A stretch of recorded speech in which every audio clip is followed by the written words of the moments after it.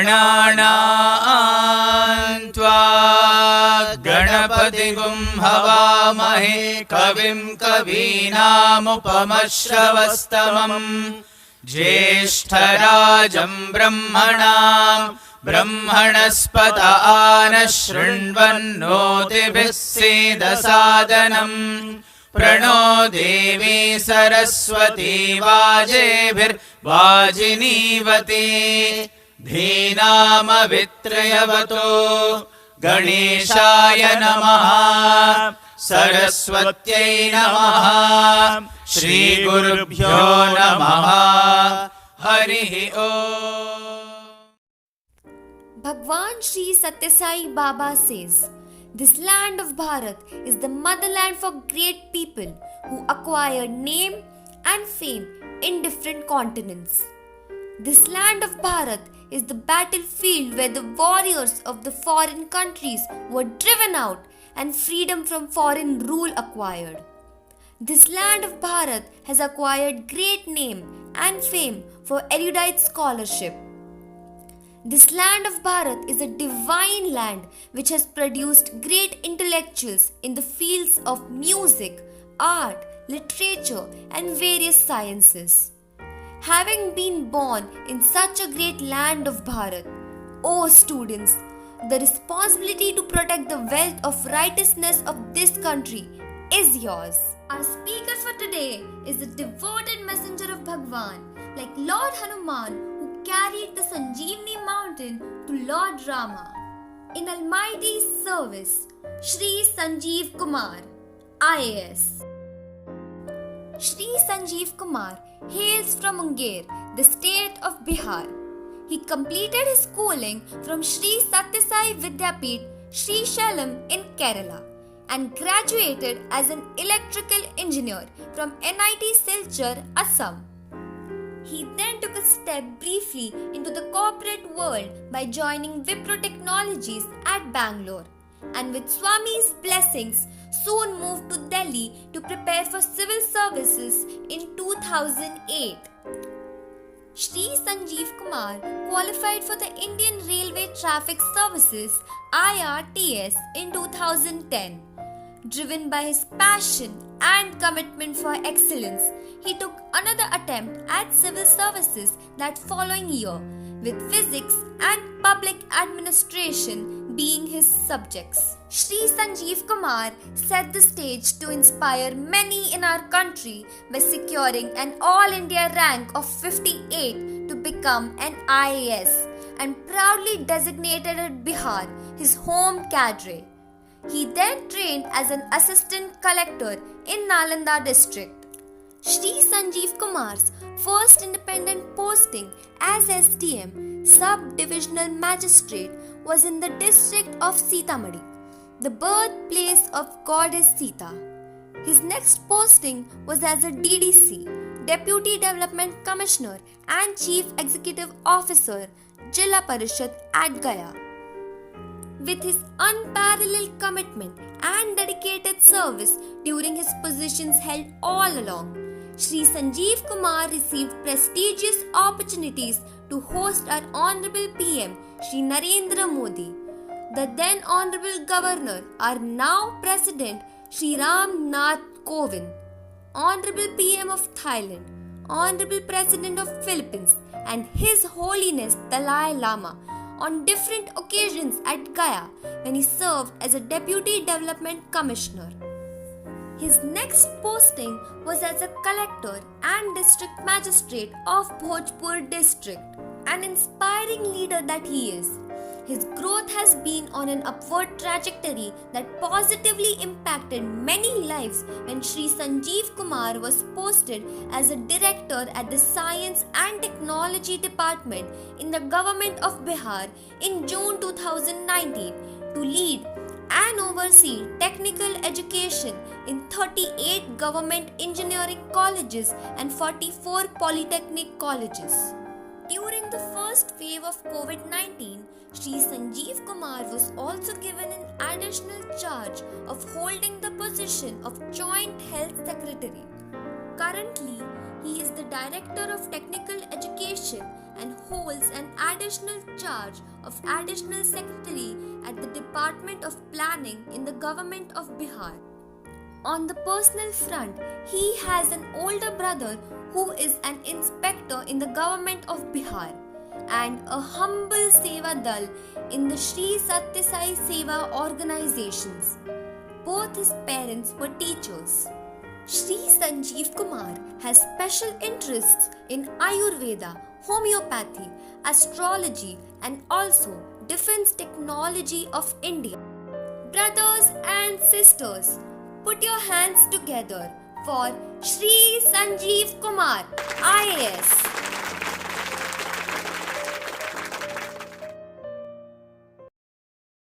Thank you. Now I would like to call Sri Sanjeev Kumar sir to take the session ahead. Over to you, sir.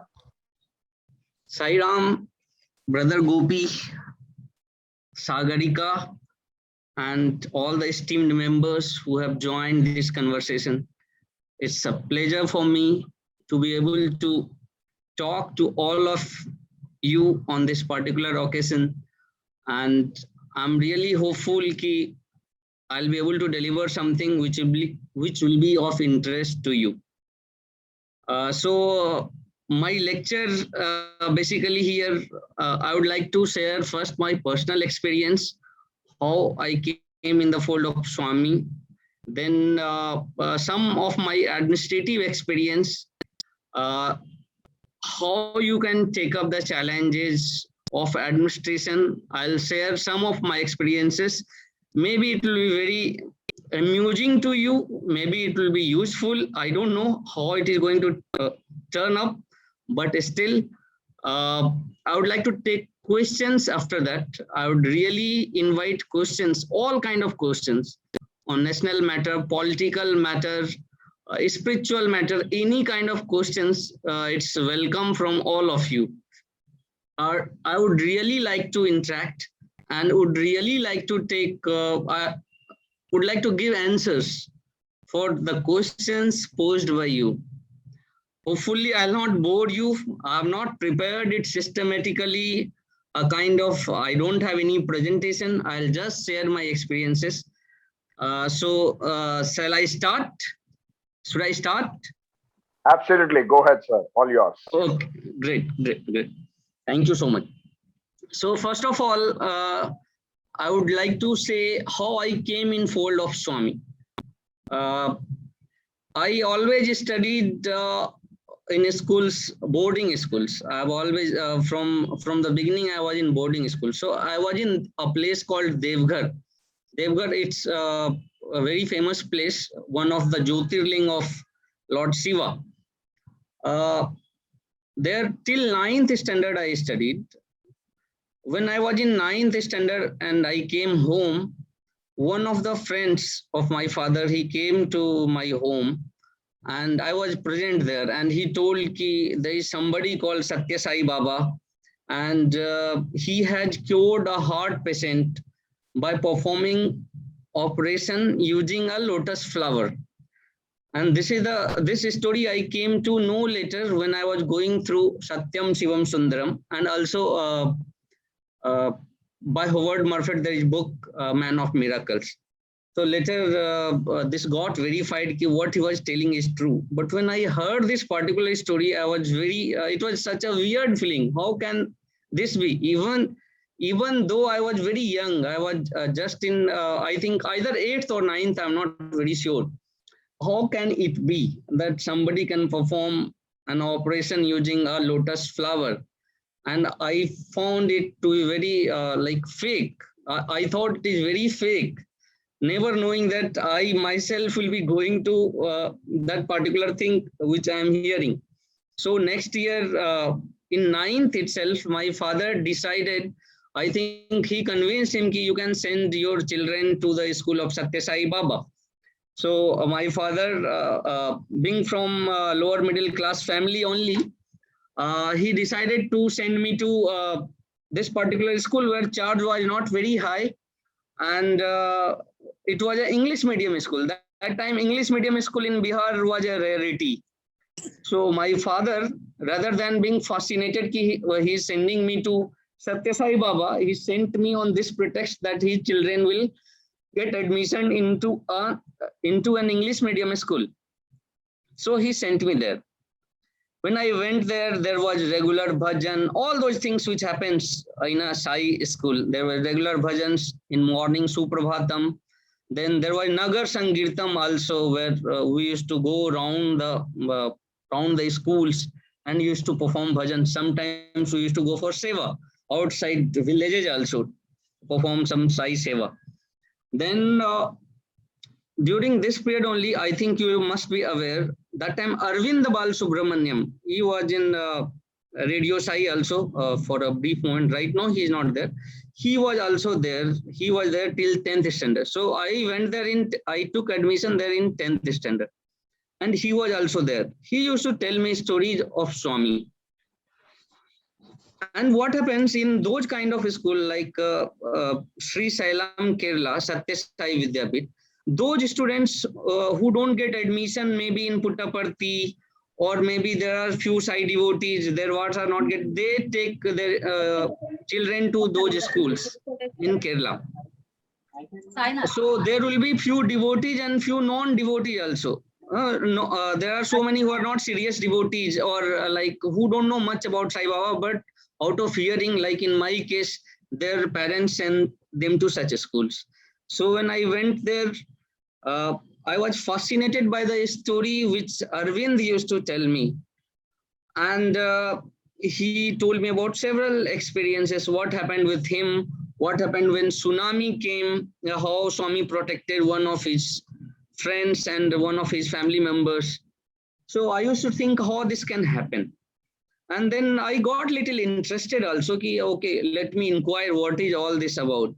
And moreover, during regular bhajans, I used to participate little seriously.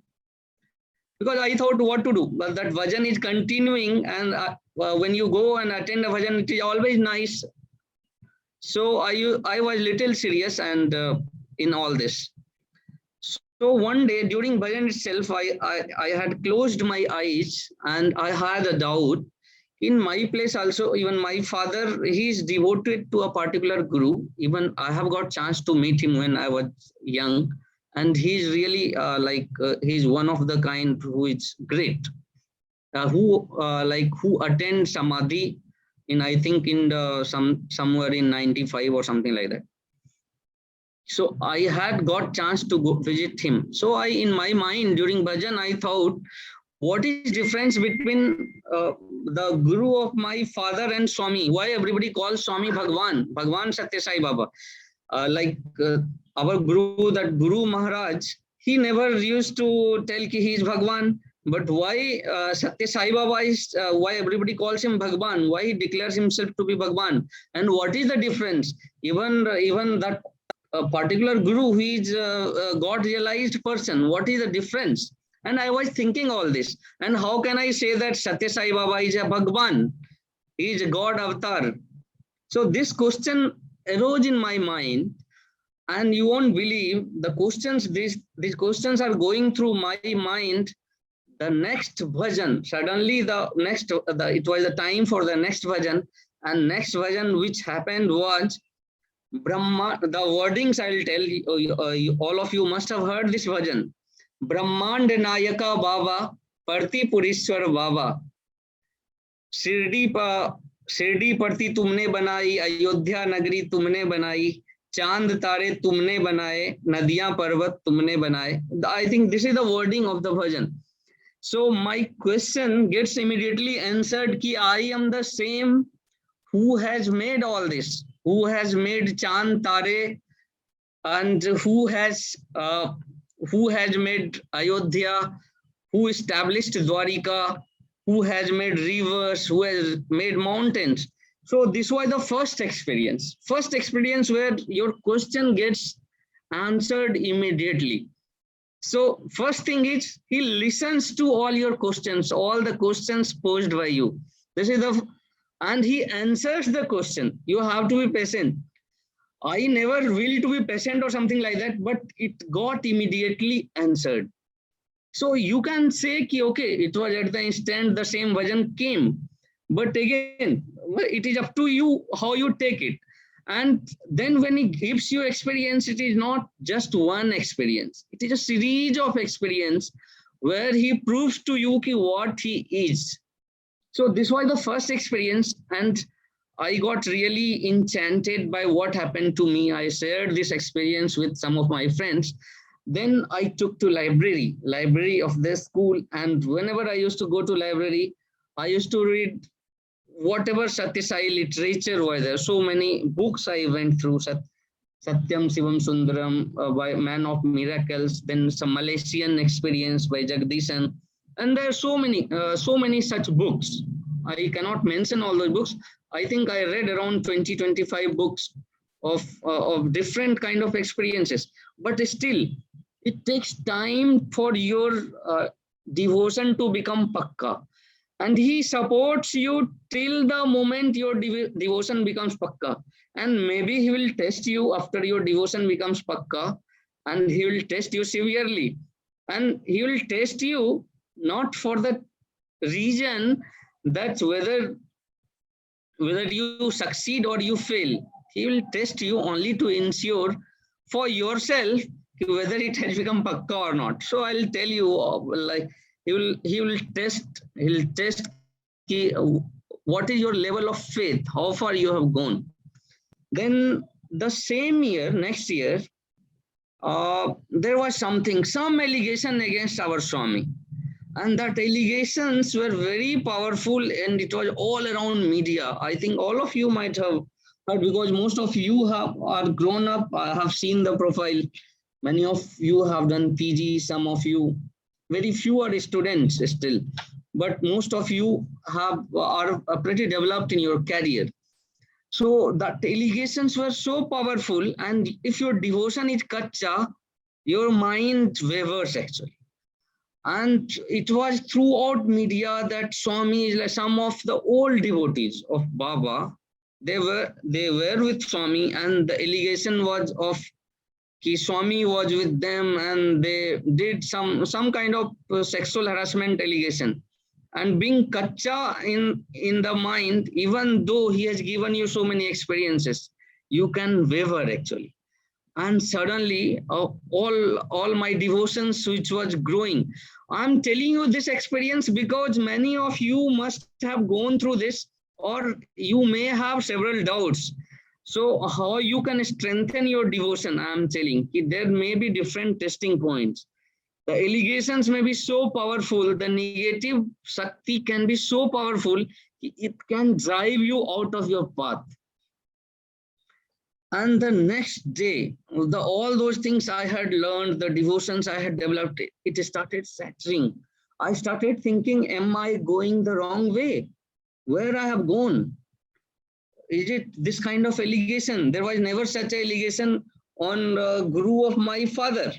But let me tell you, the bigger the mountain, the bigger the wind. The wind tries to. Swami was such a great figure that maybe the whole negative power of the universe might have come together because he was taking the whole world towards dharma. A negative Shakti also will be so powerful.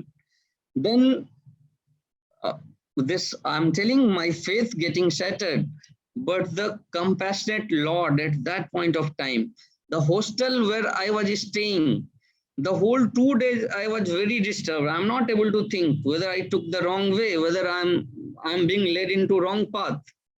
And the moment I came out of my room, see, all those wordings, it was always there, but I had never seen those quotations.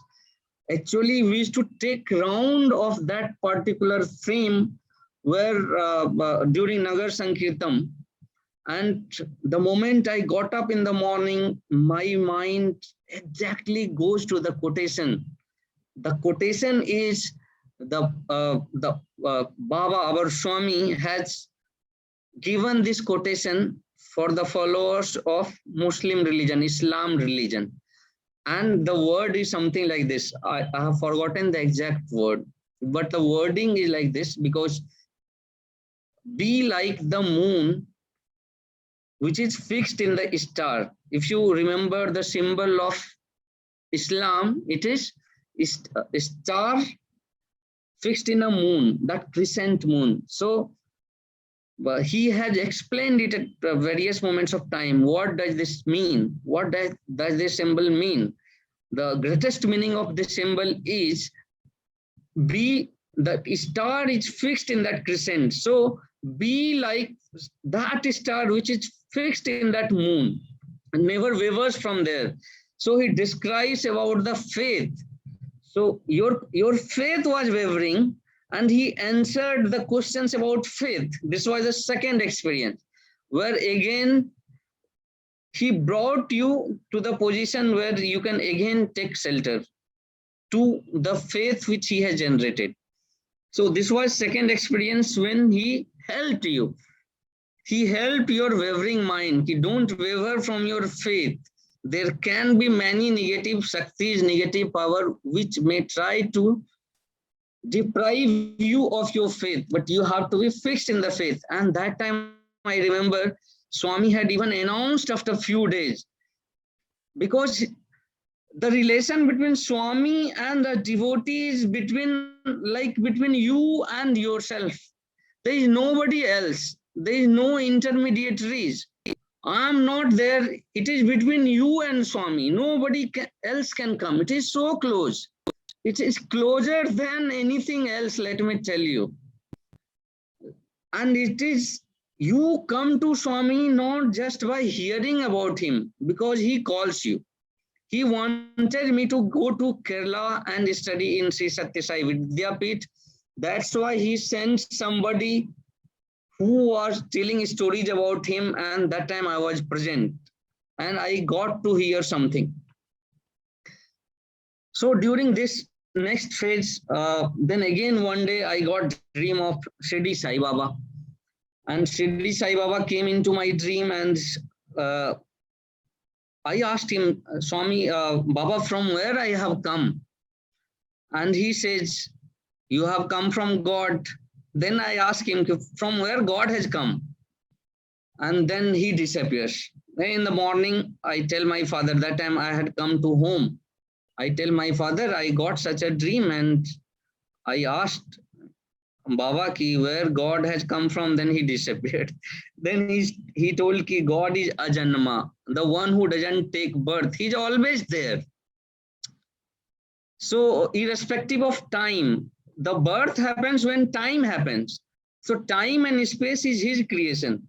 If you have gone through theory of relativity, Einstein's theory of relativity, so he tells space and time are interconnected.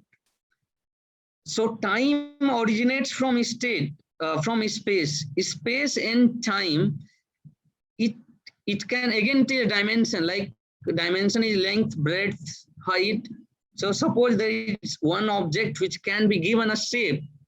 You can suppose if the object is something like you are able to press it. So the height gets changed and width gets increased, or the length you can stretch it. So length gets increased.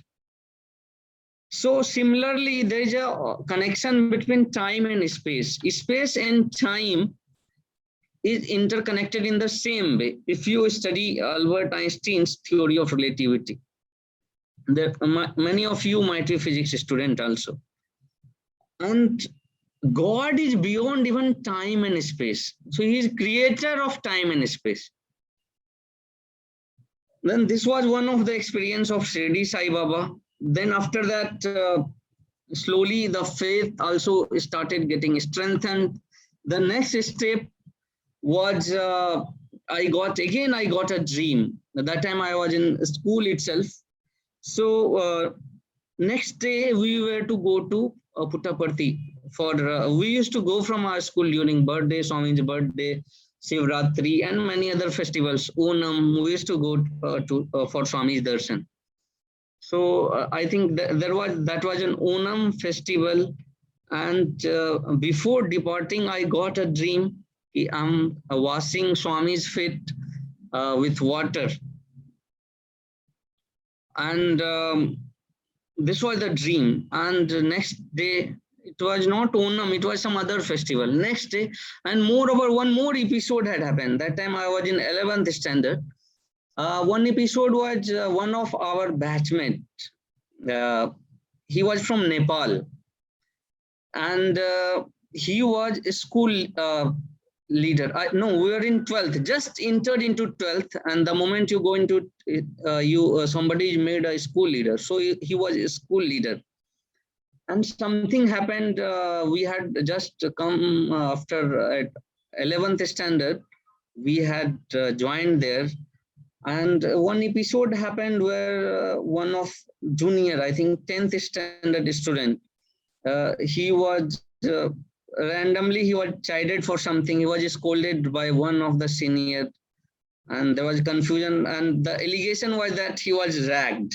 That time anti-ragging movement by government of India was there.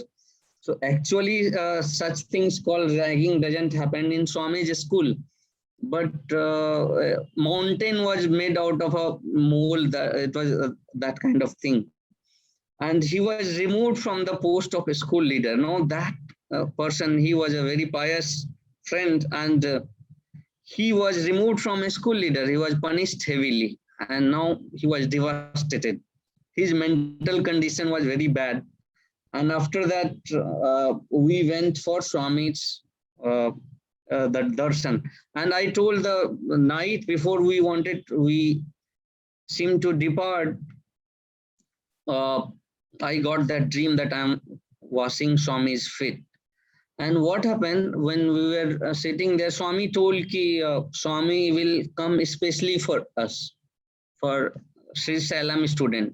Like he used to walk when the other schools students come, sometimes he used to walk among them. So that time he decided to come among us. And all teachers and teachers were also there, faculty members were also there. So when Swami came in front of my friend Rahul, who was removed from a school leader, so he asked, Swami, I want to become doctor.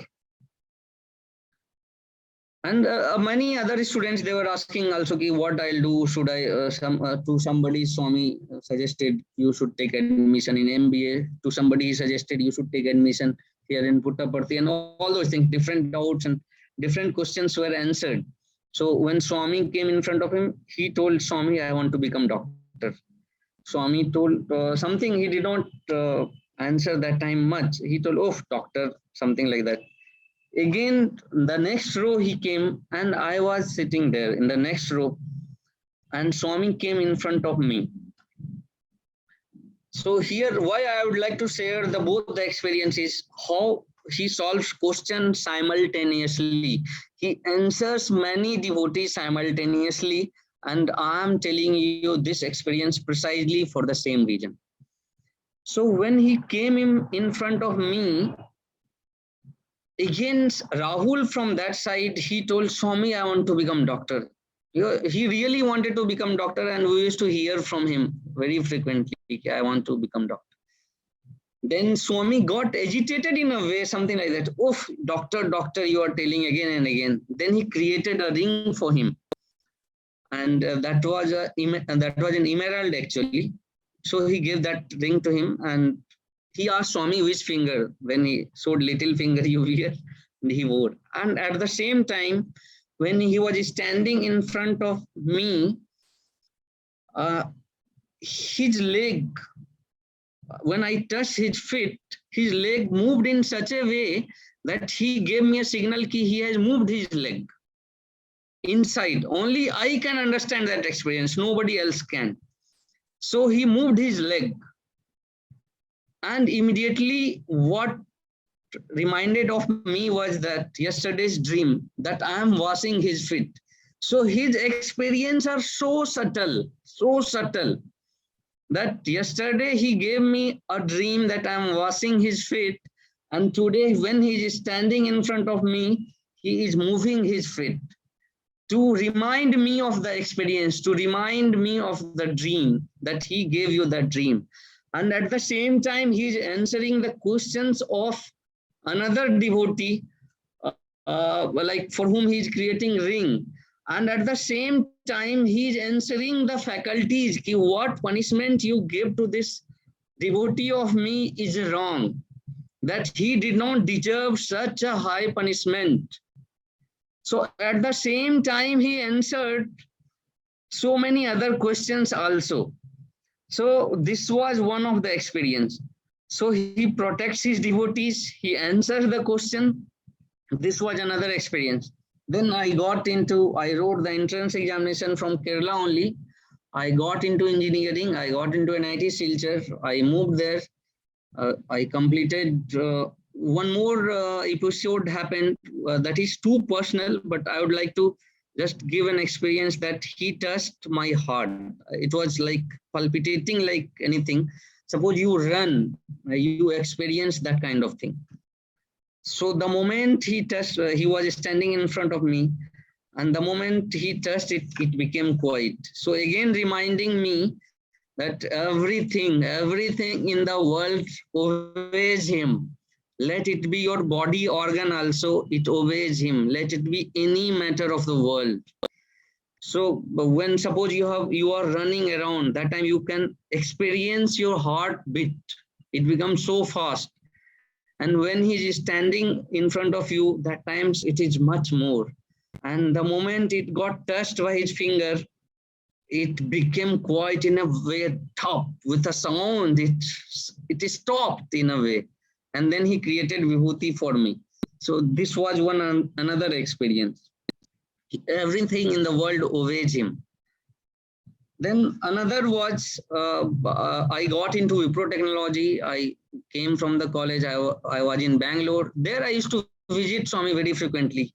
And then you go there as a general devotee. You go into line.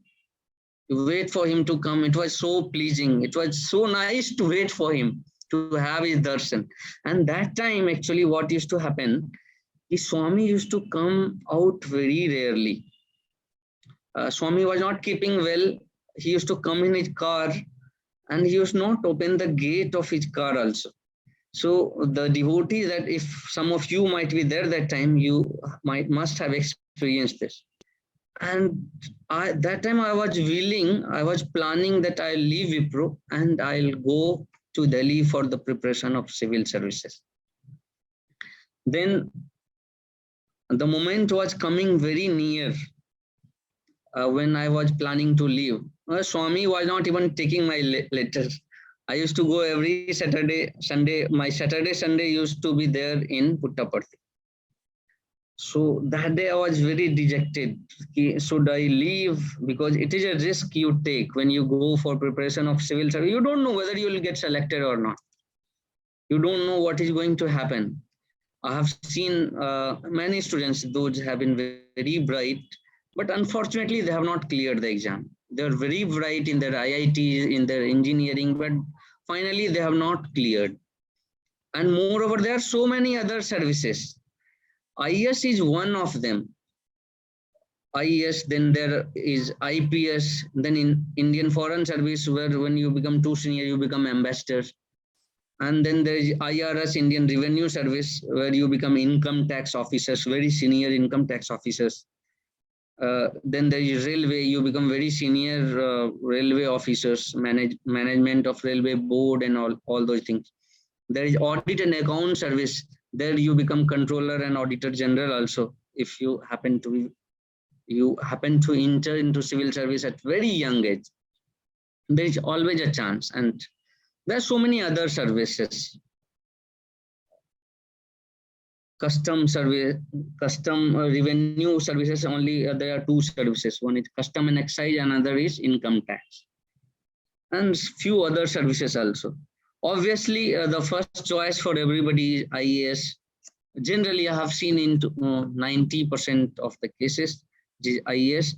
Few students, few candidates by their choice, they want to go for IPS also. Few of them by their choice, they want to go for Indian Foreign Service also. But the case is very few out of 150, suppose there are 150 seats for IAS or 170 seats for IAS, hardly one or two will choose like that. So most of them will choose for IAS as first preference. So in my case, I wanted to give letter to Swami that please bless me. I'm leaving this job and I want to go to Delhi for preparation. And Swami that time was not accepting any letter. It was very rare for him to accept letter. And I was a bit dejected. What should I do? And that day again was some Saturday or Sunday, and I was there again in Puttaparthi. So before Swami's car enters from the corridor, I start getting tears in my eyes. I don't know why. It starts swelling, and people nearby me, they know I'm sobbing. It was such a huge emotion. I don't know from where it came, but I think again he was planning something. So the moment he came near me, he indicates the person to take my letter. I was there in second or third row. He indicates take his letter, and I can see that he's indicating towards me. And then again I'm crying. He takes the letter. He opens the windows. He never used to open the windows in those days, and I was so fortunate. Like that day, I felt he was blessing me only profusely. Obviously, he gives so many experiences to several people at the same time, but he was showing me, okay, I'm giving you a blessing. And then he opened the letter in front of me there only, and he kept reading it till the point he reached his chair. When he is taken out from the car and he sits there, he kept reading the same letter which he took. And I felt so blessed, and I felt that, okay, now I can leave the place. I can leave Bangalore. Now I can go to Delhi for preparation. So that way I left, and then I wrote the exam. First attempt, I did not clear. It was obviously, I was not well prepared. Then next attempt, again, I got chance to write, and I got into IRTS, Indian Railway Traffic Service. And what happened, the time before the result came in 2011,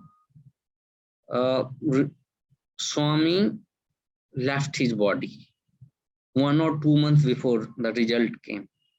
And I was so dejected that in a way, when he gives you blessing, you feel, okay, again, I'll go there. Swami, with your blessing, I have cleared. But that chance I did not get. It was great dejection. I did not feel, that time I did not get IAS. That was Indian Railway Traffic Service. So I thought finally, I wrote the next attempt again, but not with so much of enthusiasm. I felt even if I get IAS, maybe that internal satisfaction is not there because Swami is not there physically. But still, I wrote the exam, and then I got through IAS. It was All India 58 rank. It was happiness all around, but internally that satisfaction was not there with me. So that satisfaction came only slowly when I joined into service, and then I got opportunity to do different kind of works, which Swami used to always tell. And my main intention of joining IAS was also, it came through, my father always wanted his son should become IAS. But main reason for this was that when I used to go through Swami's literature, he always used to say, love all, serve all. So service was main motto. So if you have this attitude, you want to serve people by coming into this service, then you can also decide to come into this service. Motto should be service, whatever the condition, because conditions are really very, very tough. It's not easy in government to work. Why I'm telling you is that you face a lot of problems. So when I joined into IAS, it was like first learning phase. You become assistant collector when you join. I think in all states it is like this. You become assistant collector when you join, and you are like a baby of collector actually. So their collector trains you. You have to be with him, how he conducts meeting, what are the things he reviews. You get to learn a lot. Depends also on your collector how much time he devotes for you. He will teach you different rules. What are the rules? So you are there with him throughout, and you learn a lot from your collector. And after that, again, you go to Lavasana. Lavasana is Lal Bahadur Shastri National Academy of Administration, Mussoorie. You go there, you go back. Again, you take training for 2 days. There is 1 week or 15 days of foreign training where we were taken to Singapore for administrative training. We came back, and this is called phase 2. And after phase 2, you come to district. That is the first time you get independent posting. And that is a time when you face the real world. I was a child who did not know much about outside world. And when you face the world, and suddenly, and I was taken to, I joined Sitamarhi. Sitamarhi is a place which is communally very, very sensitive. There is a lot of issues between Hindu and Muslims, and they fight very frequently. They take out so many processions, and those processions, unfortunately, over a period of time, have taken a turn Hindu versus Muslim. So there it is called Jhanda. They will take out Jhanda where thousands of people, suppose from Hindu community, they will come together, and the way with the routes which they take, it passes through many of the Muslim areas. Now Muslims get agitated. Why you take it through our area? This is the problem. And Muslims also, throughout history, it has happened in such a way that they also take out many processions which go through Hindu area. So there is so much of this. And maybe the people from, if there is anybody who has joined from Bihar, only they can relate such things. Maybe in other states, you have developed good mechanism to deal with such things. Such things maybe in developed state, this doesn't exist. I never faced this kind of issue in Kerala or in Tamil Nadu. Maybe it can be on very limited level. It doesn't get aggravated to big level. But in Bihar and all, there are so many places which is communally very sensitive. First thing. Second thing, the subordinates, your subordinates here are not so well trained. The administrative system of training is not very good compared to the states in South and West, like state like Gujarat, Maharashtra, and states like Tamil Nadu, Kerala, Andhra Pradesh are much better in systematic administration. Here administration is driven by officer driven. One officer goes, he takes some step, he tries to improve the things, depends on the officer, his attitude, his mentality. The moment he leaves the district, maybe again everything has turned out to be same. So this system may take longer to develop, and you try to develop something, but again it will take time. It has to come from the highest. It doesn't happen only at the level of collector or at intermediate level. It has to come from the highest. So two background I gave you. In Bihar specific problems of administration are there. So communal issues are so big sometimes that when it happens in such a big way, so all senior officers, like even senior than collector, there can be commissioner, then in district there is SP, then higher level DIG, IG, DGP, they also may have to come and they may have to camp there to pacify the issue. So that way Sitamarhi was a very challenging district because of communal problem, because of its boundary with Nepal. And I learned a lot. I was able to pacify. I took some strict actions. I raided so many places, and I was known to be a strict officer. I'm not actually very soft. Maybe I'm very soft from inside, but in administration, you have to be tough. So I'm telling ki, if any of you choose to go into administration, your soft side should remain with you. Your soft side should not be seen by others. Otherwise, they would like to take benefit of it. Or yes, your humanitarian side should be seen. You should be impartial. And our Swami always say, like there is only one religion, there is only one caste, there is only one language.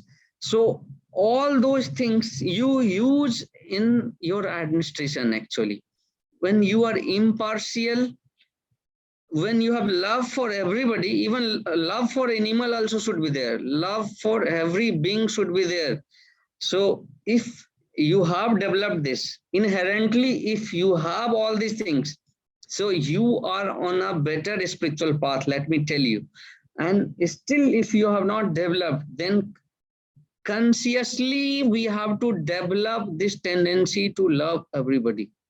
So only you can measure how much it has developed in you, and spiritually it is very, very important that you develop love for everybody. This becomes the basis and this protects you. In whatever tough situation you are, it protects you. I think I'm not taking much of your time. You can please clarify if I'm taking much time, because I have to give some time for question answer also. Can somebody clarify? Can somebody clarify? You have time. Am I taking more time? You have time until about 8:50, brother. Sisters, Swati, you can correct me if I'm wrong. So maybe I'll try to finish within next 10 to 15 minutes, and then I can take questions if you want. Sure. Please go ahead. Okay, thank you.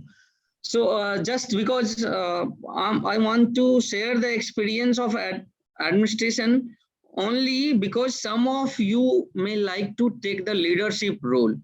So in leadership, you have to be tough from outside. You have to love everybody. That inherent love should be there. See, there are different kind of leadership style. You may choose it to be any, you can choose any of those. Lord Rama was something like he took the path of dharma. Lord Krishna was charismatic leader. From birth, he used to show his charisma. So, Lord Rama, he was of a different kind. He used to show by his work. He had all those godly qualities, but he used to not show his miracles. Rarely, he used to show that he's a general human being who, out of his dedication, out of his dharma, by following the path of dharma, who could perform all those infinite tasks, all those difficult tasks he could perform. So leadership is ultimately you have to choose the path according to your frame of mind. Like you can be a leader in your own organization. You can do some startups. There are so many chances of startups. So, there are so many chances where you can take up services. You have to use modern technology. Many of you must be technocrats. Use those technologies. Form a joint venture with similar mind, people of similar mind, and take the route of service. Because this is what Swami wants. Swami wants his devotees, his students to do service. Do service at whatever level you can do.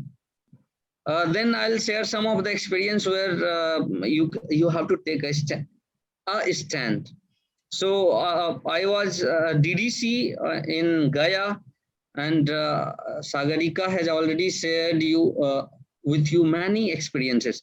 But now I would like to share with you when I was district magistrate as well as collector in Bhojpur district. Bhojpur is in many places, it is known as RR district also.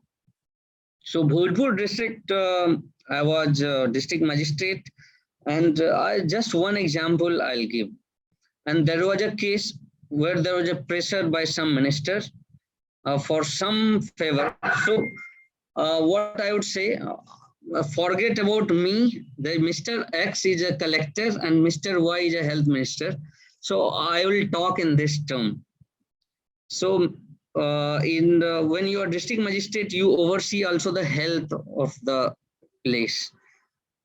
And a lot of complaints used to come कि doctors are not present. Doctors have the habit of running away. See, the ethical practice, again, it varies from state to state. Maybe states like Tamil Nadu and Kerala, where ethically also you are trained in such a way that doctors are dedicated for their work.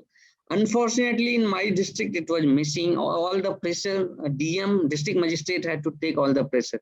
Because Patna is very nearby, and most of the doctors have a private practice. What they used to do is they used to run away. Suppose there are 5 doctors in a place, in a health center. So only one will be there. Rest 4 will run away, leaving everything to him. And they will come and do private practice. So they forgot that they are taking money from government. And I started cracking on them. I'm just sharing one of the experience of administration. So I started cracking and I ensured ki, I want all of your presence, because night call will come to me, ki, sir, there is no doctor in the hospital. I have come to hospital. There will be some pregnant lady, or there may be something, some very serious patient.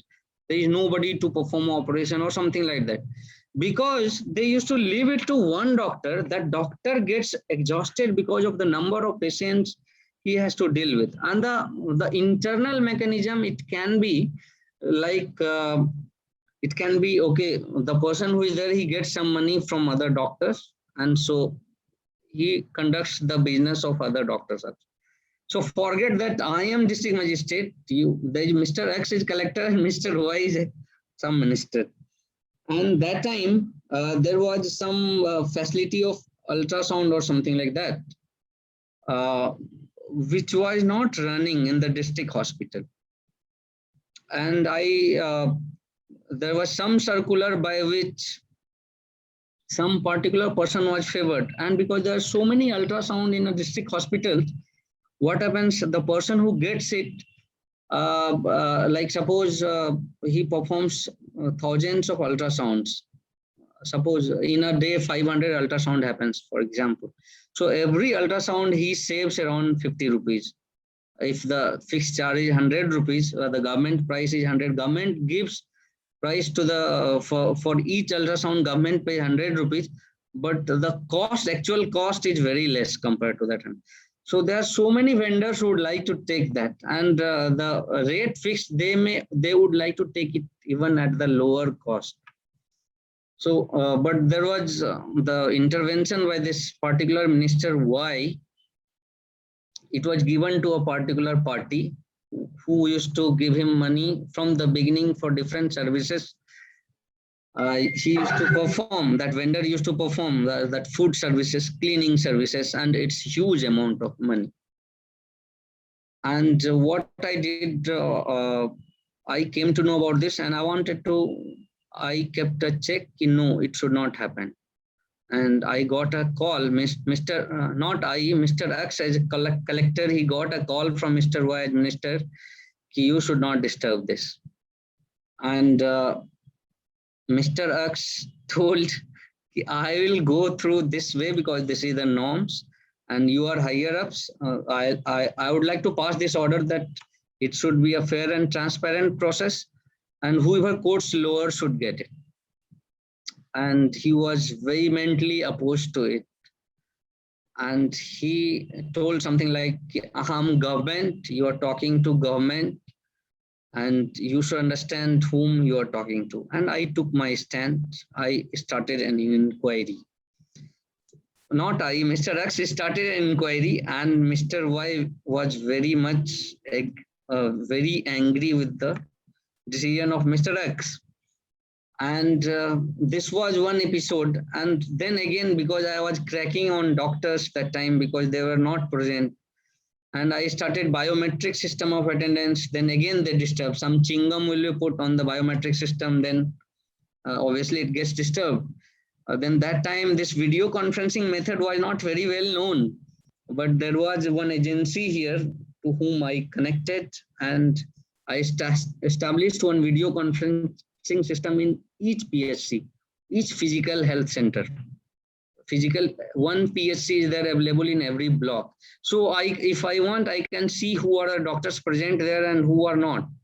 So now that escape route vanished. They cannot escape because collector can see if he wants at any point of time. So this caused a lot of anger among the doctors communities for those doctors who were not doing their duties properly. And this 23rd November was coming, and generally I visit Puttaparthi every 23rd November. So I got my leave sanctioned by Chief Secretary. Generally for one day, for few days leave, it gets sanctioned at the level of Chief Secretary. And for if you are going on a long leave, it's sanctioned at the level of Chief Minister. So it was not for a very, it was hardly for 7 or 10 days. So it got sanctioned at the level of Chief Secretary. Our leave got sanctioned. So 23rd November, I am very poised to be there at Swami's place. 20th, I think 21st of November, I had my flight. 20th November, I thought, it was streamlined. Everybody I have streamlined the system. I can see the doctors are there because I used to conduct this thing that everybody is present through video conferencing. And then few doctors were opposing this because this had almost broken the caucus of such doctors. And then something happened. They formed a caucus and they alleged they were beaten by doctor's bodyguard or something like that. It happened. The events turned out in such a way that, and matters reached to the ministers, and again the minister had got chance to do something. So minister opposed it and he told, do you think you are the only collector? So Mr. X is again perplexed, and then again he replies, this is the way I can do to improve the services of health in my district. This is the way I work. This Mr. X replied in such a way that Mr. Y, he wanted kind of strike against collector, and it was done, and it was a state-wise strike against collector by group of doctors. So it is a very tough situation for any collector when there is a strike and the whole health system is chopped, it gets stopped. And Mr. X, he has already taken a stand, and they demanded transfers and actions against collectors. And the lobbies of health practitioners, they are very rich people, and lobbies are very powerful. And they are being also supported by Mr. X as minister.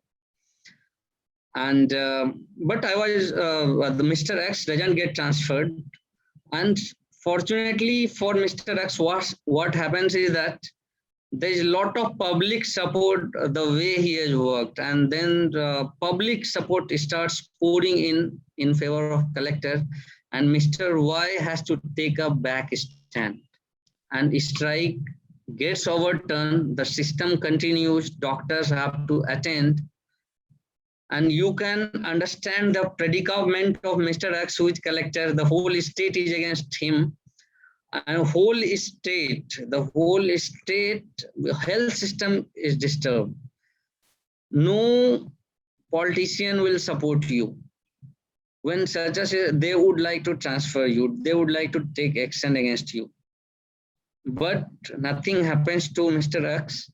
Mr. X is so convinced of what he has done. He feels that he is protected by his Lord. He continues to take a stand, and ultimately he is able to improve the health system. So this was just one of the experience I had to share.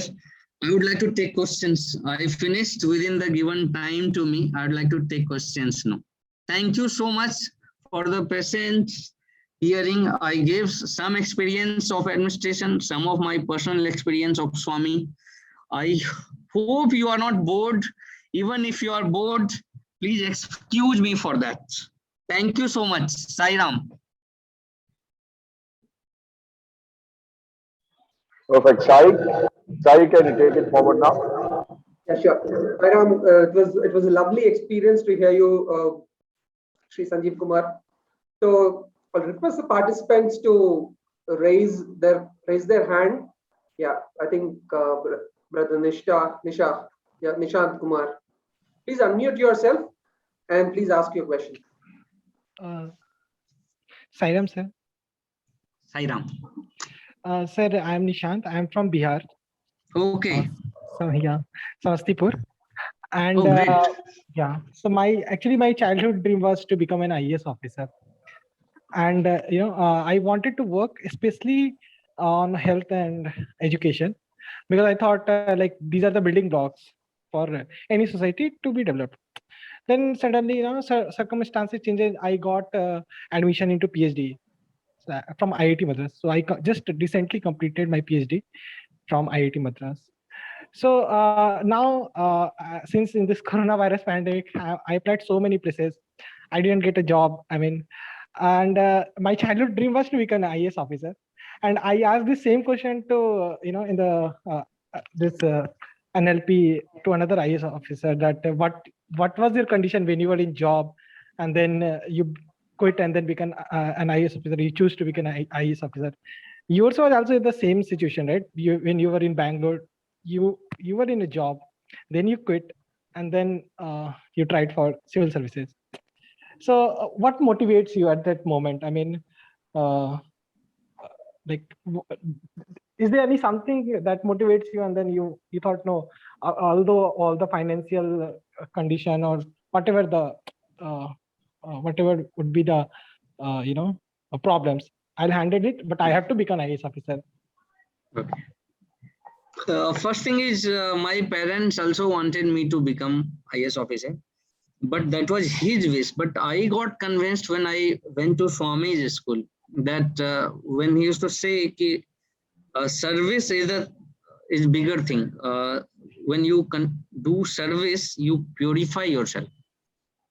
And because of this, I thought ki as an IAS officer, I'll get chance to perform a lot of services. And I was convinced. And generally, there have been moments where Swami has told somebody had asked.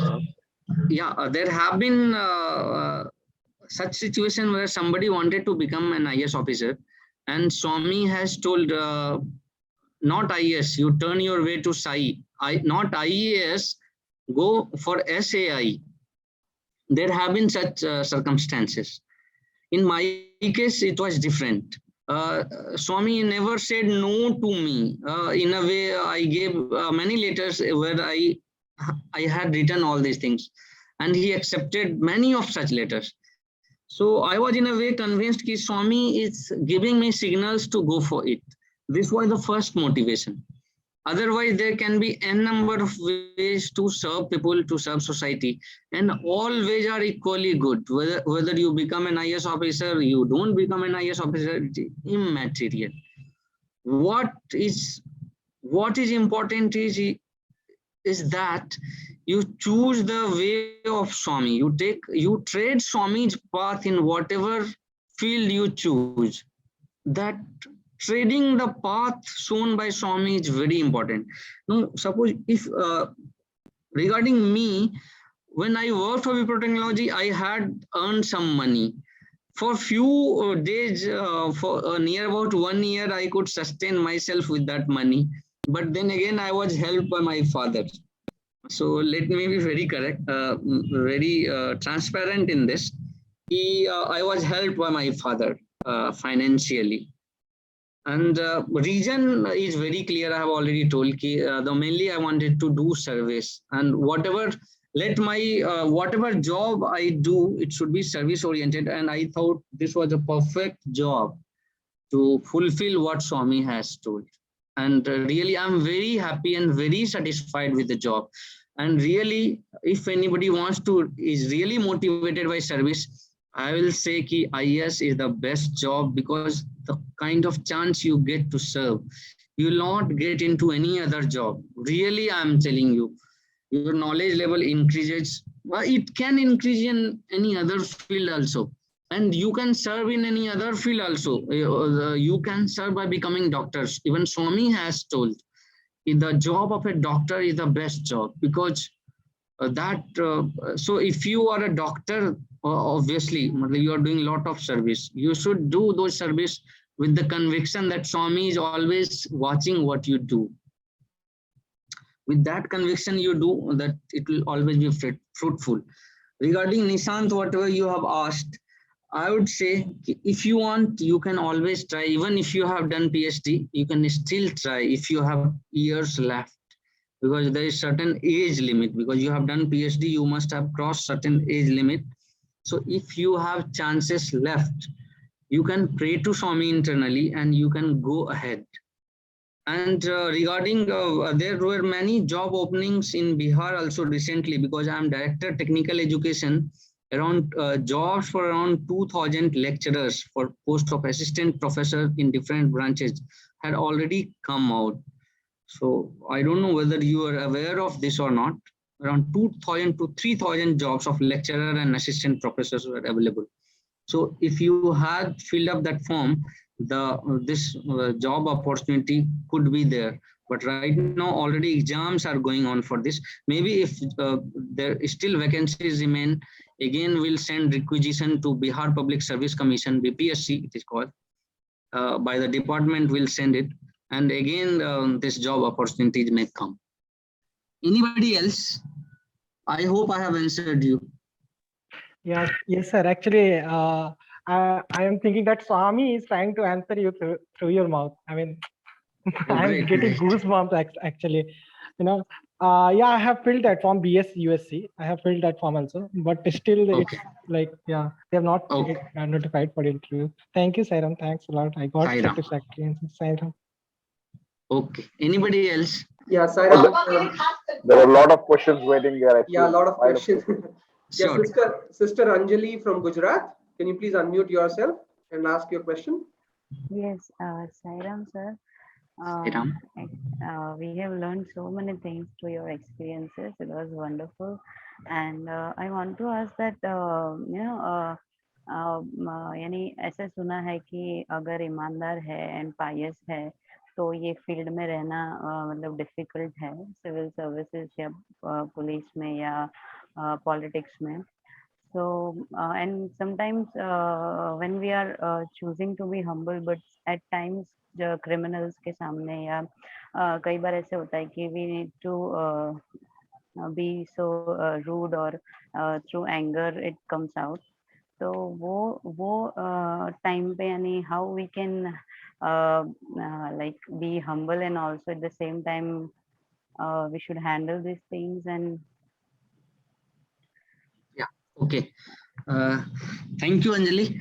I think this is a great question, because what happens, even I get angry, and so angry when many times your subordinate will not complete the work given by you, and you are in a very tough situation, very, very tough situation, and it's critical situation. Secondly, when you are dealing with criminals, because as district magistrate you also head prisons, you have to inspect prison, you have to conduct law and order meeting with your SP and many other things.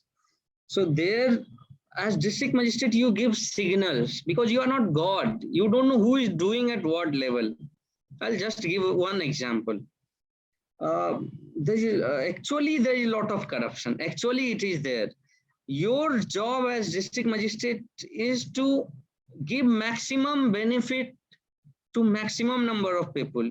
You take such a step which give benefit to maximum people. How you can take such a step? For example,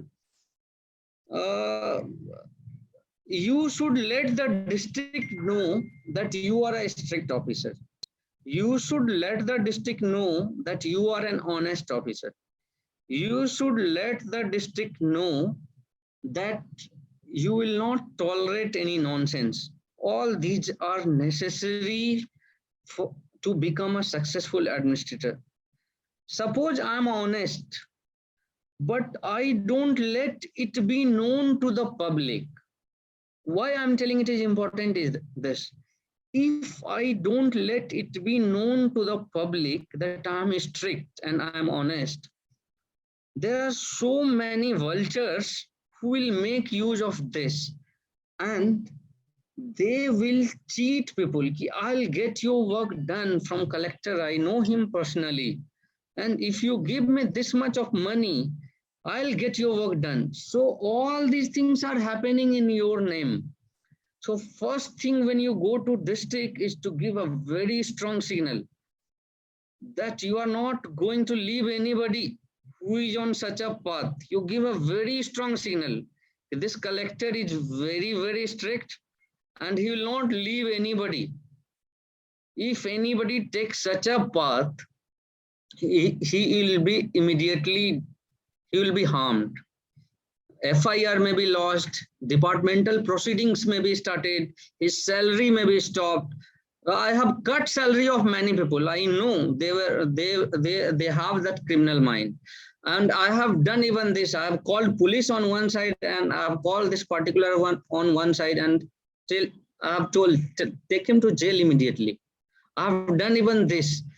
If you don't take this strict action, because the maximum people, your main motto is to serve maximum people, and you have to give signal for that. If you don't give signal, it will go opposite way. Even if you are honest, your name will be used in a bad way by your subordinate. There are always a chances. So first thing is you give a very strong signal. So in giving the signal, you may become rude. Yes, it is true. You may become rude. So you, even at the cost of being rooted as someone rude, you should give these signals. And personally, I felt this is very important. But yes, you also should be humanitarian. There will be a lot of your subordinate where they come with a very genuine reason. If you hear their case patiently and if you are able to serve their problem, they are the one who support you internally. And then obviously God's blessing is always there. And daily you sign almost 500,000 of letters, 1,000 of files, hundreds of files you do daily. Where you may be mistaken, you never know. Your enemies will always take benefit of it. So it's always God's blessing requirement is much more in case of officers who are in public service. This is what I would like to tell.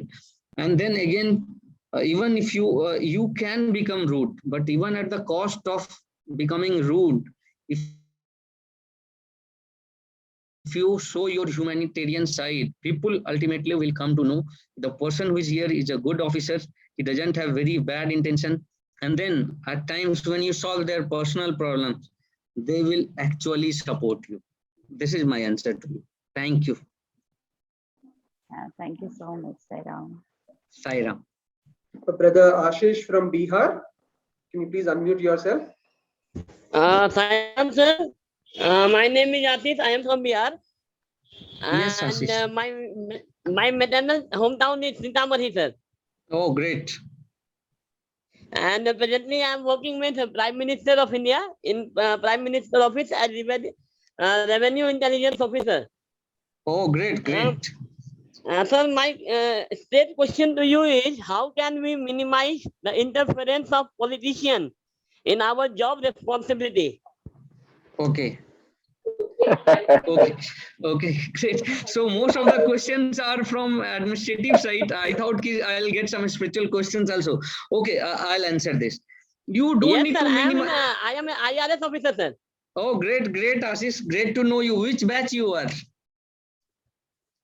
2015, sir. Oh, great. Nice to know you. Very nice. See, actually, you don't need to minimize politicians' interference, actually. Actually, they need to interfere. They are the one whom people have selected. We are living in a democracy. We must listen to them. We must listen to their genuine demand. If you are a politician, you understand the predicament of a politician. They are easily accessible by people. They are the one who win election with people's support. So if they cannot take up the issue of people, then obviously they will not win next time. So it is their need. It is the politicians' need that they take up the issue of people. Now, the issue may be genuine issue and one may be issues with vested interest. I have seen in most of the time, politicians comes to you with a very genuine issue. Very in rarest of rarest time, they come to you with ingenuine issue. Actually, they are very intelligent people. Politicians are very intelligent people. They are politicians, they are rulers because they are more intelligent than you. They have taken more risk than you. They have to win election every 5 years. So don't underestimate the intelligence of a politician. And most of them are genuine people. They are not bad people. They are governed by the demands of public. No, public also doesn't know the rule many times. Many rules are such complex that even if they are very genuine in their demand, but administrator cannot solve it because rule does not allow him. In that case, you write to your higher officials to change the rules, and it takes so much time to change the rules. It's not very easy that you are heard at the top level very often, but most of the cases, collector is able to solve at least 90% of the problems. Whatever problem comes to him, out of 100 problems, he will be able to deal with 90 problems. And most of the politicians, when they know about you, what kind of person you are, if you are corrupt, politicians will immediately know about it, and then they will start asking their ingenuine demands. So if you have an image where you are very straightforward officer, you are an honest officer, you are a strict officer, your politicians will never make such a demand. It happens in very rare case and that they will make such a demand. And then you are very upright and you are very true to take a stand, and they will not be able to do anything. Even if they do, you should be very prepared. Ultimately, what they can do, they can transfer you out. They cannot transfer. Who can transfer you is only Chief Minister. So even though somebody tried, they could not transfer you. So in many cases, they will not be able to even transfer you. Maybe they will spread bad things about you. No problem. They have media supports many times because they may give money to media also. They may buy media also. They are very powerful people. Be ready to take it. Even if they say bad about you, fine. You say whatever you want to say about me. You say whatever you wanted to say about Swami also, they told many things. But Swami never cared. Have that attitude. You do whatever you want to do. And if you are right, but be happy. Be happy with yourself. Nothing will happen to you. You will be protected. This is Swami's, Swami protects his devotees in that way. So I think I have satisfied you. I don't know whether I have satisfied you or not. No, sir. You have satisfied me, sir. Thank you, Nishant. Thank you, sir. Response, Brother Saurabh from Uttarakhand. Can you please unmute yourself? Sairam sir, this is Saurabh Kaul from Dehradun, Uttarakhand. Sairam, Saurabh. Sir, my question is from IRTS to IAS. So what change in strategies you made? Especially, sir, you're smart. I'm thinking that you definitely had made a lot of change in your mains, sir. Could you elaborate on that? I did not make many changes, really. My subject was physics and public administration. Physics, both the time I got high marks. Public administration, both the time I got high marks. Only interview I got middle level marks. Maybe I was not very well read. I had not read many books of the contemporary very good books maybe. And I did not have that background, because there are many students who come from the background where even their parents are have been IAS officers, or they have this experience of government. I did not have any such support system. And first time during IRTS time, I got less marks in essay actually. And the reason was that I wrote an essay which was hypothetical, more imaginary kind of thing. And the second time I realized my mistake. Here you cannot become imaginary. You have to be very realistic. Next time I got very good marks in essay also. So I think the only difference was marks in essay. So last time essay mark I had got around 76. Next time I got around 110. Other portion physics marks improved a bit. Obviously, the one more year you take, you become more strong in your subject. And then obviously luck is always required, because you never know what kind of questions will come in physics. It can be a very tough questions and you are very short of time. You may not be able to answer in a very short time. So obviously, I think essay was the only difference. I did not make any change in strategy. I always got good marks in general studies. Okay, sir. Sairam, sir. Sairam, Sai Shraddha Das from Orissa. Can you please unmute yourself? Sairam, sir. Sai Shraddha here. Sir, I just so I mean, thanks for explaining us all your experiences, and it was worth listening to you. So thank you so much. And my question is, like, from the corporate environment, when you went for administration services, so did you ever thought of going for IT department, or if you opt for that, what is the first change that you would like to make? So being in corporate actually. So yeah. Okay. You have like been, what change I would like to make in corporate? yeah. So if you would have been into the IT sector in Okay. administration service, yeah. I mean, ever you came to your mind, yeah. Okay, corporate actually works in a very different way. You have a very objective task. Task is very objective, and you are graded on the task performed by you. Maybe I did not traverse a very senior path of where you go till the level of management. So I'm not ever aware about the management challenges. So corporate works in a little different way. But what I can say is that the government should adopt the approach of corporate to make itself more efficient. Government should adopt more technologies, because many of the things become transparent by use of technology. So the more the government officials are trained on the technologies, the better it is. And the more corporate officials are trained about government working, it is better. The reason I am telling is that many of the corporate people, they are highly intelligent and they're highly experienced, but they lack the wider view of the country. When I joined IAS, during preparation stage itself, where you have to study many things about the country itself.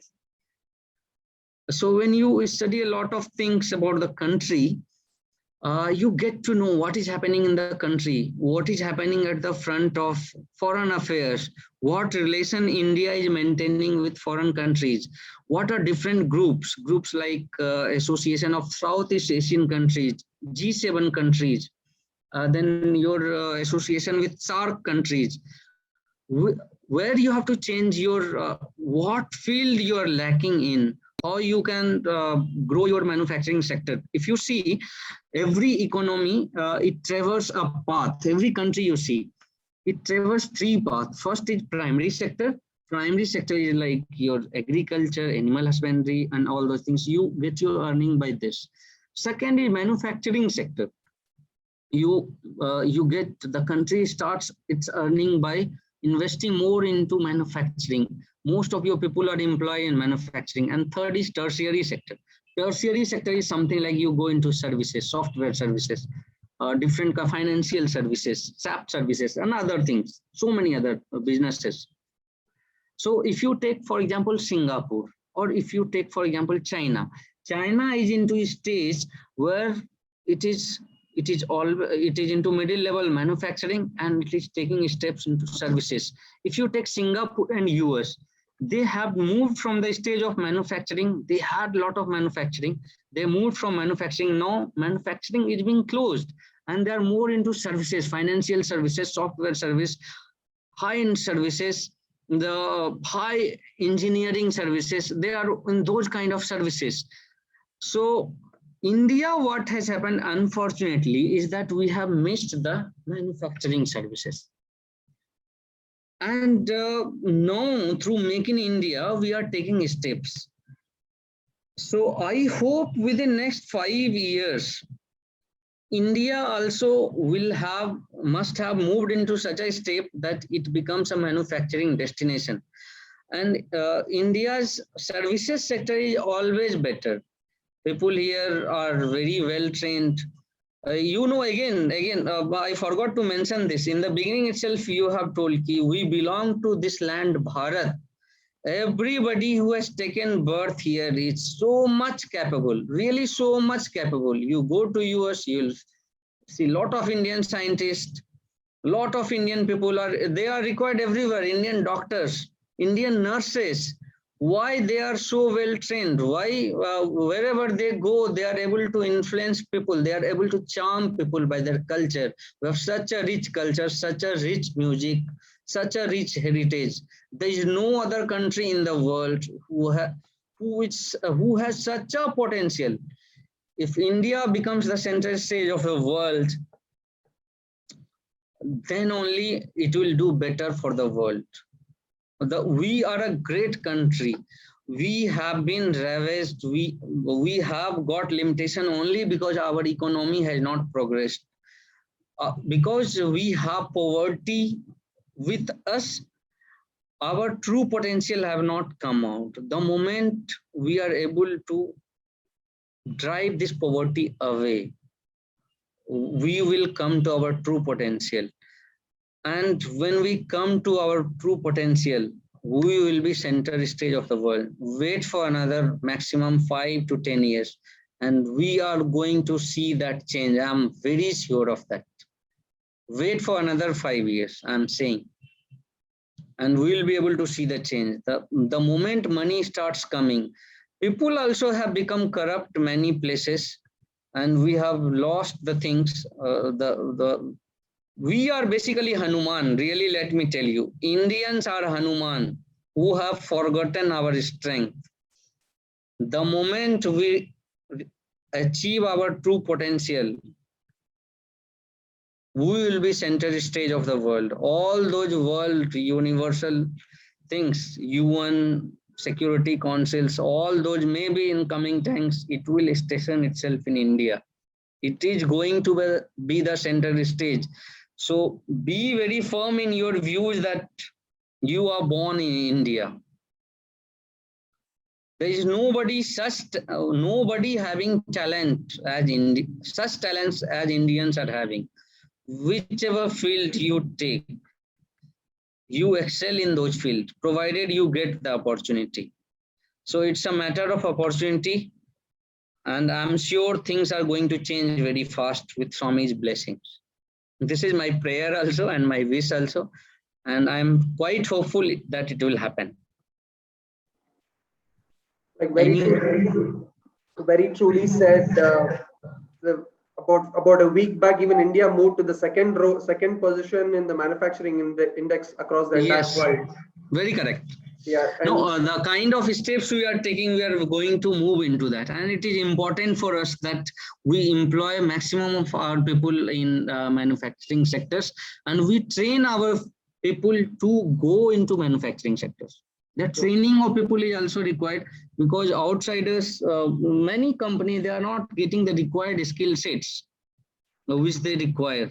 So the training, skill, enhancement of skill, all these things are very important. Moreover, we must have grievance redressal mechanism. More we go for privatization, there is always a chance that we miss something on the on those people who really need government support. So the grievance redressal mechanism equally we need to strengthen. Very true. Very true. So thank you, Brother Sanjeev, for that. Thanks a lot, Sai. Thanks a lot. And Brother we can take one more question and then Yes. we will close. Yeah. So we'll take one last question from Bharadwaj from Tamil Nadu, and we'll request all the other participants to send across their questions. We will collate it and send it to Sri Sanjeev Kumar, and we'll request Sri Sanjeev Kumar to reply back on a. Sure. Brother Bharadwaj, please go ahead. Thank you. Sairam Sanjeev sir, literally your previous answer brought me tears. I'm still emotional and crying here. One question I need to ask you, sir: how do you maintain work-life balance, and what keeps motivating you to wake up tomorrow and go for IAS job again and again? Okay, great question. See, personally, because I'm not married, so a family side, I don't have much pressure till now. This particular side where you have to give time for your wife, children. So still that phase is not there for me. And actually, your work is such that daily involvement is so much. It is so much. That your daily work is an event. Actually, you perform so many works, you have to review so many things, and daily you can get satisfaction through your job. I'll just give an example. In Bihar, only very recently government took decision that every district will have one engineering college and one polytechnic college. So previously also we have around 38 districts. So 38 engineering college and 44 some district had already engineering college. So 38 engineering college and 44 polytechnic college it became. Now problem is that we don't have teachers still. So we devised a way whereby we are already going for recruitment. I already told there are 3,000 vacancies for teachers and all. But I thought what I should do. So innovation and technology always helps. What I did is that I framed the syllabus of all the semesters, and the syllabus was kept on a particular platform where every student can navigate whatever thing he has to study. He can go to that place. Suppose I have to study electricity and magnetism. It is a chapter in suppose semester 3rd of electrical engineering. I'm just giving an example, and it is in unit 3. Suppose there are total 5 units, it is in unit 3. So what I did, I created a platform where I created the structures unit wise and topic wise, and any teacher of any college, whenever he takes a class, he has to put his lectures and notes on that particular platform. Suppose electricity and magnetism, on that topic he will give his lecture. So suppose there are 38 engineering college, and because syllabus remains same, topic remains same. So all 38 teachers of different colleges, they will put their lectures and note on that particular topic on that particular platform only. And the student knows how he can go and navigate and search. He can reach to that topic, electricity and magnetism. So what happened now that on one particular topic, one particular student has access to lectures and notes of all those 38 engineering college. And then some of them may be good teachers, some of them may not be that good teacher, fine. But I have started the system of rating also. This is just an innovation. So students after watching the lecture can rate the video and can rate like, dislike, even rate between 1 to 5. So the best lecture will be something like you'll get 5 points, you'll get maximum likes. So I trained all the teachers to use this. I created this platform, I created this software, It costs less than 5 lakhs, let me tell you. And I asked for 100 terabyte from State Data Center. And then around 5,000 students visit there per day. They watch there for 10 and 15 days. We have those artificial intelligence and machine learning mechanism algorithms to track the, how many times students have visited, for how much time they have seen a lecture.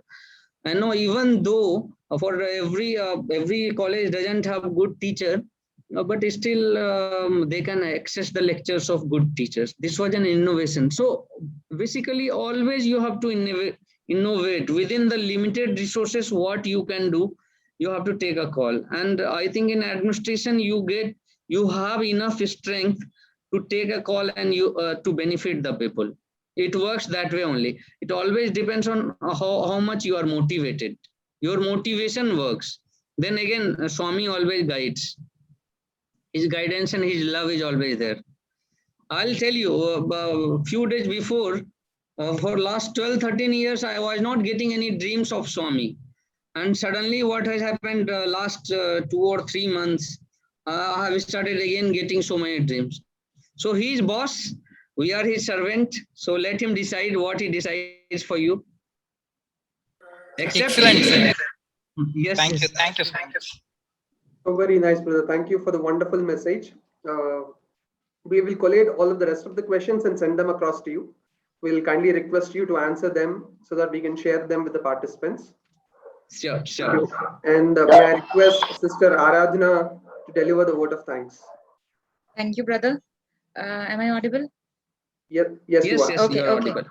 I first of all would like to express my sincere gratitude towards our beloved master, Bhagwan Shri Sathya Sai Baba, for everything and this opportunity for thanking such a humble, vibrant and distinguished personality, Sanjeev Kumar sir.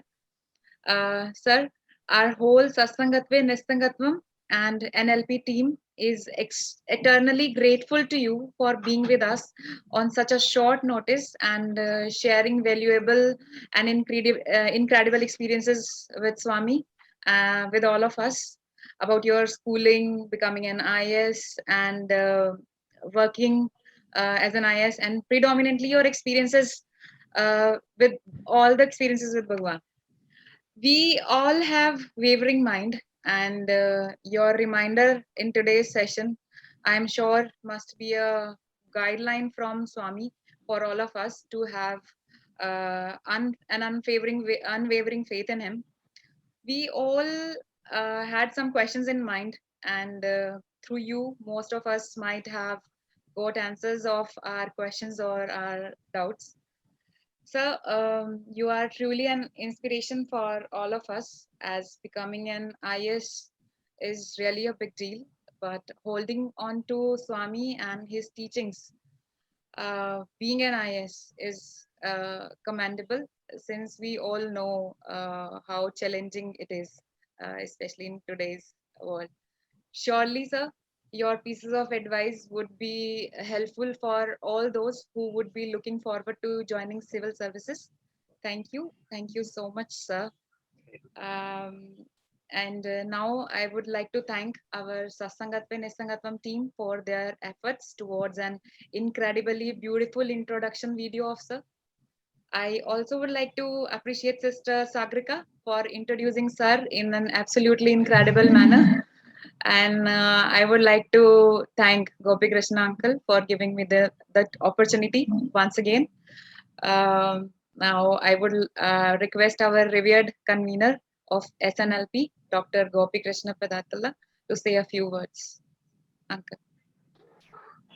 Sairam, thank you, Aradhana. That was a beautiful stroke, I should say, Sanjeev brother, right from your heart. Perhaps you're one of the speakers that we have had on the Satsangatve Nisangatvam series, where we have a speaker who has just spoken from his heart, right through from start to scratch to finish. You know, that's beautiful. In fact, I can relate a number of such incidences in my life, in my family life, you know, from my parents, my brothers, or also in this civil services, you know, who've had trouble with most of these politicians all through their lives, you know. But anyway, the greatest thing that we have is the fallback system that we have, which is called SAI, SAI to IAS. So you are one of those who have moved from SAI to IAS and giving back from IAS to SAI again. That's a great thing that's happening right now. We'll be in touch. I now recall that my meeting you in the Shanti Bhavan was not by chance. It was predetermined. I think it was predetermined, in the dining hall. And maybe Swami had decided that day that you should be here and you should be talking to these youngsters here. Thank you so much once again for being with us. We'll be troubling you more, definitely. Thank you so much.